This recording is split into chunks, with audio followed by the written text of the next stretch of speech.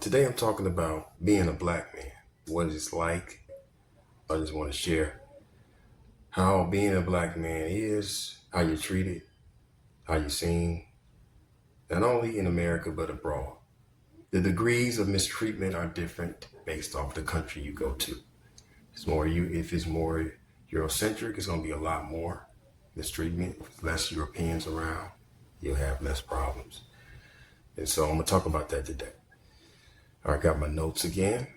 All right, now first off, you're a male, and so that comes with at least five issues that have kind of plagued men in general. So the first one is no one cares about how you feel. If you're experiencing pain, if you're going through emotional whatever, don't nobody give a damn. All right. If you're complaining about being mistreated or something bad happening, you consider weak or feminine or something like that. This is just how it is, okay? It ain't right. I've known that to be wrong since the beginning, but nevertheless, that's how you're treated. That's just the first one, just for being a male, all right? Number two is you're defined by duty. So you're seen as a mule, you're seen as somebody who does something. It's rare that you are allowed to be multifaceted, to be a Renaissance man. They tend not to allow that. They don't like seeing that. But you're defined by what you do. And what you do, whether it be construction, white collar work, and people try to define me by that. Or you just a web guy, you just a web designer. No, bitch, I'm more than that. But unfortunately, as a man, you get typecast as to what you do as a job. I simply said it a different way. You're defined by duty too. Like you're supposed to be doing something. If you're not doing anything, they have a problem with that too. So as a man, you must always be working, doing something. You can't just lay back and chill. They just look at you like you're lazy. Like, what are you doing relaxing? Men don't relax, they work. They're always working. Number four, people are scared of you. Being that you're stronger as a female, and if you're around children, sometimes they could see that as a threat because of past male behavior. Not to say that all males are broken or something in that way, but people are scared of you. And then number five, which is the one I hate the most, you're instantly sized up by other males for comparison and competition. This is why I don't have a lot of male friends, because these dudes, they do that. They turns everything into a competition. It's a dominance hierarchy type of thing. And we can't just be two guys kicking it, talking about life or doing something together. No, it's who's better than that, who's faster, who's got more money, who's got more hoes, who got this, who got that. It's always some bullshit where it's comparison. I don't fuck with that shit. Now, the only way to really fit into that is to play along with that. I don't. I just opt out of the game altogether. I didn't come here to play spades with you, nigga. Okay, so I don't do that with dudes. I don't hang out with dudes that do that. If you're gonna be a friend of mine in my circle, you have to be a person that's happy with yourself. You're not trying to compete or dominate. You come as you are, and you're stable. Because I don't play those games. I'm not about to compare dick sizes with you, man. Not doing that. So those are the five things that happen to you for just the male part. Now let's talk about the black man part, because that's now you black, you're looking at your skin color and your ethnicity and all that stuff, and now you got other problems. So I got 10 things here that I've written down. The first thing, because of the system of white supremacy, you're seen as immoral in some cases, depending on the level of white supremacist mindsets that people have around you, you're seen as that. And so you're looked at as a thief. When you go into a store to buy something, people follow you around. Once again, it's degrees of this depending on what country you live in, what society you live in, but you're seen as dirty. People don't even want to touch you. If your hand rubs against their hand in exchange of money or something, they get to flicking their hands like, this filthy nigga touched me. I gotta get that off of me. They act like that. You're seen as unintelligent. They insult your intelligence. They think you're stupid. Okay? You're seen as a lawbreaker. Somebody who just doesn't follow the rules. So anything happens, they point to the black guy. He must have done it. This is what it is. We're seeing subhuman in some cases, thugs, aggressors, uneducated, how people think of you. And so I've experienced all these things. And so I'm just going down the list. Number two, you're something to point at by children. I've had little Asian people point at me, little children, they stare at you, they point at you because of your skin color. Now, some of this is innocent. Some of it's a result of parents not teaching their children about different ethnic groups on the planet. See, the thing about Black people, we make up the most on the planet. We dominate as far as numbers are concerned on the planet. So we are the majority on the planet. Black skinned people that look like me dominate the planet as far as numbers are concerned. And yet you got some goofy ass Asian person looking at you like you strange. And it'd be children, but it'd be people that are adults. And I've been to Asian countries, and you know, what you're gonna get stares from is usually the older people, because they don't got TVs and internet. They just, oh, a nigga. I haven't seen a nigga before. You know, they get weird about it like that. Or children, because the first time we seen somebody Black. But then you get sometimes people in their 20s. You should know better. You got the internet. You know who's out there. You watch basketball and all that shit. Come on now. You know, but they be doing that shit too. And then you've heard they want to touch their hair. All of that is disrespectful. Okay? It's disrespectful. But nonetheless, it happens. Number three, you're fetishized by non-Black women. They watch black.com or some porn shit and they think that we're those guys sometimes. They think that the sexual experience with us is going to be just mind-blowing. But they're looking at us like it's a fetish thing. You're a toy to them. Once again, experienced it multiple times. Asian women, white women, especially white women. White women think they're entitled to you. They think you're supposed to like it. And when you don't, they get all racist, but they're already racist. They get funny style because you rejected them. This is a thing as a Black man. And it's fucked up. I'm more than a dildo for you to ride up on. You know? Number four, other groups of men and women all wonder if you have a big dick. I had my fly open one time on the elevator. I'm in the Asian country. And this dude just kept staring at my fly the whole time, waiting for my dick to jump out at him and so he can see it. I've heard stories from other Black men who go into they go in the gym, right? And then they washing up, and you realize they look up and all the Asian dudes is looking at their penis. Nigga, get your punk gay ass. It is not necessarily homosexuality. It's just this fascination. What do they got? What are they packing? Get the fuck out of here, man. You know, and think about it. Would you want somebody doing that to you? But no. Nobody's thinking that. They're just doing what they do, right? Disrespectful.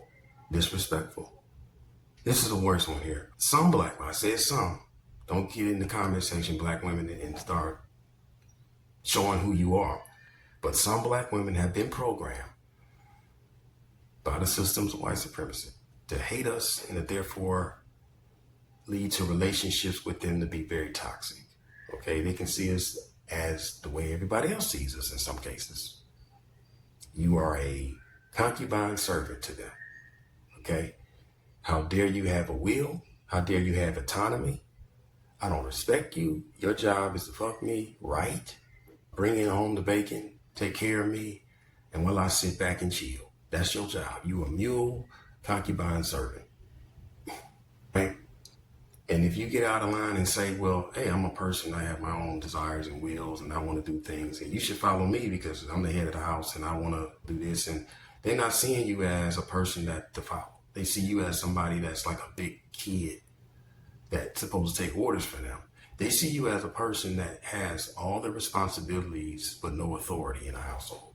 And this is a system and a program that's been ran on the Black community to where that's how some Black women, not all, but some of them see Black men.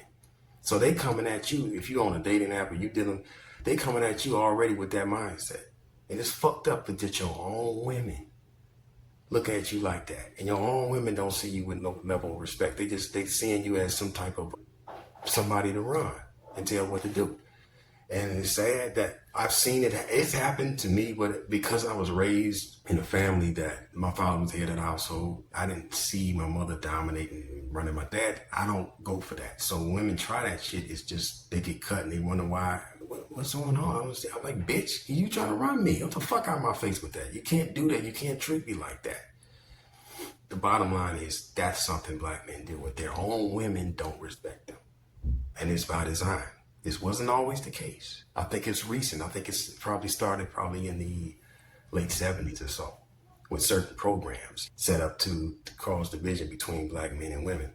But that's the thing is fucked up when your own woman, because some guys don't even find other women attractive. They like black women are it, and then your own woman is looking at you, it's toxic. It's like, fuck, man, I don't want to be no other woman but this woman, but she treat me like this. This is fucked up. So that's the thing as a black man. Number 6, we're envied for our greatness. All right. Whether it be our abilities on the court, field, but also the scientific and the creative side of things. They don't want to give us credit for the non-physical skills that we have. But envy, it's envy for the deep melanin that we have in our skins, the connection to nature, the essence of what we are. I think a lot of people who've lost their melanin, who side with European belief systems, who really are not of the original man, I would say. The envious now, they like, damn, but they can't say nothing though. And then usually that leads to some level of hate. And so that's what you're dealing with sometimes too. You step in the room, you're handsome, you're dark skinned, you're tall, whatever the attributes are that people like, they see that and they're like, man, I ain't that. I'm not that. Unconsciously, rather, they say that and then they proceed to try to undermine you in some type of way. That's a thing, being a black man. And we can't, as black men, come together. That's one of my biggest things that's pissing me off today. I'm going to keep trying, though. I'm going to keep trying. It's been many attempts on my side to connect with other black men to build things, but I run into a lot of envy. It gets crazy. This envy shit amongst black males is just fucked up. Like, we don't need that, man. We ain't got but each other. You got envy in your heart, nigga? You want to stop me from being successful? Fuck you. Number 8, stereotypes. Okay, so stereotypical things said about us is we create a bunch of bastard children, when the statistics prove that's not the case. We may not marry those women, but we're in the lives of those children. We want to be in the lives of our children. This is why a lot of black men take on single mothers. They actually give a fuck. Out of all the races of men, we actually give a fuck about our women and children.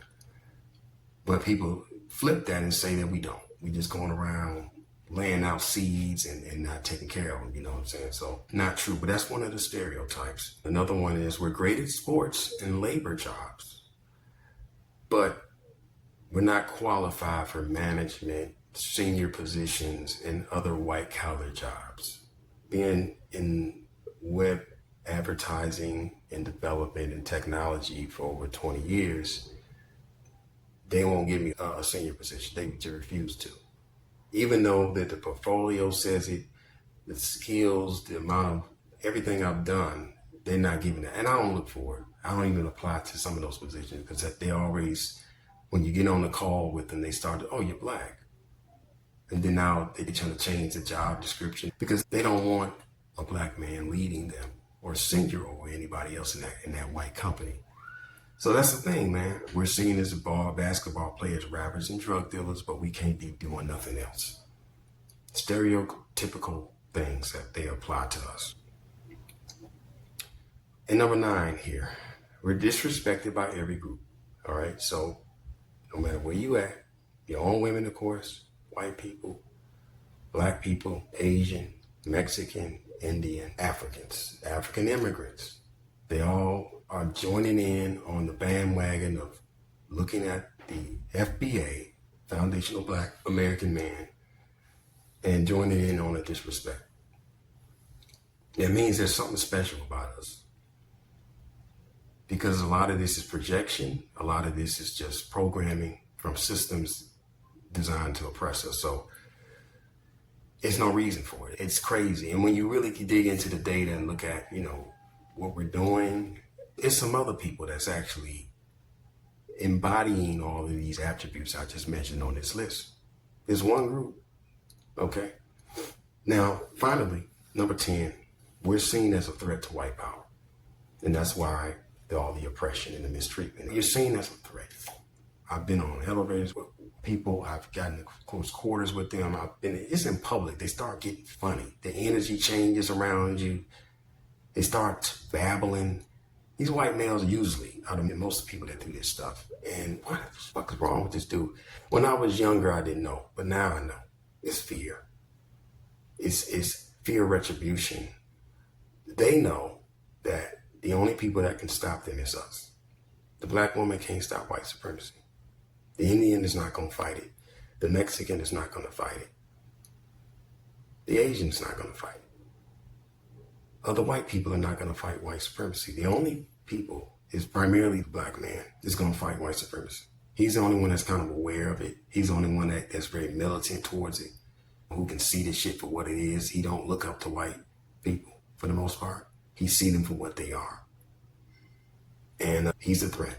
So that's why a black man is dealing with all this random bullshit. You're like, I didn't do nothing. I don't know why this is happening to me. That's why. Every system, the supremacy is encompassed, like, what is it? All 9 activities of people. There's a book by a gentleman called Neely Fuller Jr. He's with the Ancestors now, but he talks about that. And then Dr. Frances Cress Welsing, she talks about it as well. I got both their books, and I just love how they break down this system. But if you read my book, the Why We Suffer, the Parasite Program, on Amazon, it's called Why We Suffer, the Parasite Program. I'll talk about how if you got rid of white supremacy tomorrow, you still have problems. You can destroy that tomorrow. You get rid of white people tomorrow. They only make up a small percentage of the population anyway on the planet. You can get rid of them tomorrow, you'll still have problems because there's something deeper beyond white supremacy that's causing all this suffering on this planet. Nonetheless, these are the 10 things that you deal with as a black man. I talked about 5 things additionally that you deal with as a male. And this is your life that you live. This is how it is. Now, it's various degrees. Less of this bullshit is when you go to Asia, okay? Less of this mess is when you go to African countries. You don't have this shit. But if you're in a European country like America, Canada, Italy, these people were considered niggas at one point, but now you're going to get some bullshit. You're going to be mistreated. And it's going to be difficult. And it's going to be harsh and fucked up. And at the end of the day, you feel lonely at times. I feel lonely at times. Because you ain't got no friends. You ain't got nobody on your side. Everybody see you as a monster, even though you didn't do anything wrong. And the real monster's over there. The real monster's over there. The one that's telling you I'm the monster. He's the fucking monster. His system, not necessarily individual white folks, but the system itself. And then you feel disheartened sometimes. You want to give up. There's so much weight on me, so much mistreatment. I don't want to be here because these people keep shitting on me and mistreating me, and it's fucked up. You end up being angry a lot. And this whole idea of, the angry black man is a real thing because he's constantly being disrespected. And there hasn't been any real, what you call, justice. No reparations have been paid. I'm not talking about just financially, but just there needs to be retribution. You're frustrated a lot. If you don't know what's happening, or you don't notice that there's a system exists, you'll be frustrated. Like, why is this like this? I don't understand. Like, you'll be frustrated, like fucked up, and you get mad sometimes. Like, what the fuck is going on? Why the fuck? You're a threat. You can actually change the world to a place of justice. The ancient Egyptians, the Kemetic people, they ran the world for at least 3,000 years. Last time I checked the research, 3,000 years they reigned, okay? And why? Because they had a system of justice, of morality, okay? The system of Ma'at, the principles of Ma'at. If we can get back to that, we'll be all right. But you gotta get rid of these motherfuckers first. These devils. This unfair inequity system of white supremacy. And then after you get rid of that, if you read my book, you'll notice there's some other problem you gotta deal with too. Because division was here before the white man. That's what we're dealing with. And then sometimes you're just sad. I'm just sad. This is sad. You know, I get off the elevator at this Asian woman, right? She's probably 20s or so.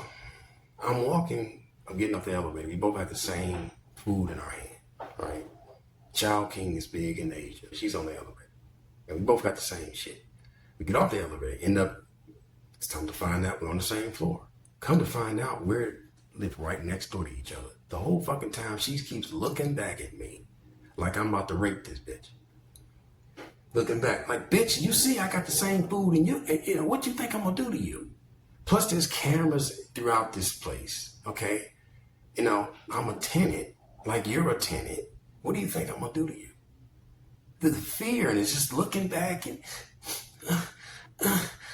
I just said, sad. This bitch is programmed. She looks at black men with fear. What do you think I'm fucking having? So it's a real thing. That's what happened. And you have to get over stuff like that. The best way of healing from all of this shit is to have people in your life that do care about you, who don't see you as a monster, who do give you affection, who do give you respect, and kind of keep those people close, because that's the only way to heal. When you go out there, they take stuff from you. They drain you. You know, when somebody doesn't respect you, you have to go home to somebody who does respect you and then fill back up. That's the only way to kind of heal and be a healthy person. If you don't get that, it just becomes worse. And so there's other ways of healing, but that's one way. I can't think of the psychologist's name, but she said trauma happens in relationship. The only way to heal is to be in a relationship.